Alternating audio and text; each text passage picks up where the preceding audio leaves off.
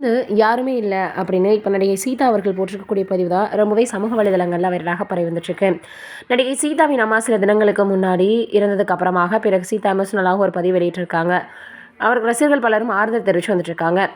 1985ஆம் ஆண்டில் நடிக்க துவங்கிய சீதா அப்போது ஆரம்ப காலகட்டத்தில் 1985லேருந்து 91ஆம் ஆண்டு வரைக்கும் சீதா ரொம்பவே பிஸியான ஒரு நடிகையாக அறியப்பட்டாங்க.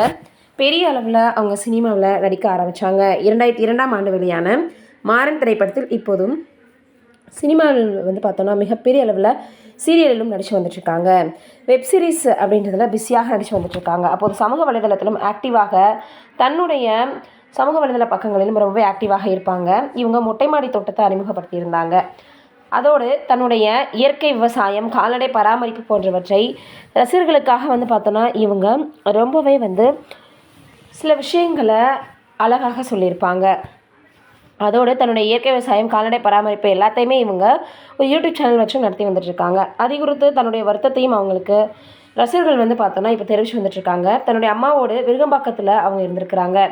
அதைத் தொடர்ந்து அவங்களுக்கு வயது மூப்பின் காரணமாக காலமாகியிருக்காங்க அப்படின்ற செய்திகள் வெளியாகி இருந்தது. எல்லோரும் தொடர்ந்து இரங்கலை தெரிவிச்சிருந்தாங்க.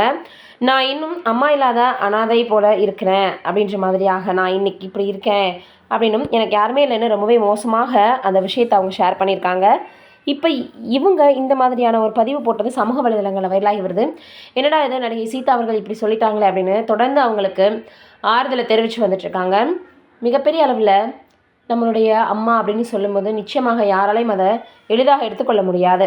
அப்படி தான் யாராக இருந்தாலும். அதே போல் தான் நடிகை சீதா அவர்களும். நம்மளுடைய சார்பாக நடிகை சீதா அவர்களுடைய ஆன்மா சாந்தி அடைய கடவுளை வேண்டிக்கலாம். இதை பற்றி நீங்கள் என்ன நினைக்கிறீங்க அப்படின்றத மறக்காமல் கீழே இருக்கக்கூடிய கமெண்ட்டில் சொல்லுங்கள்.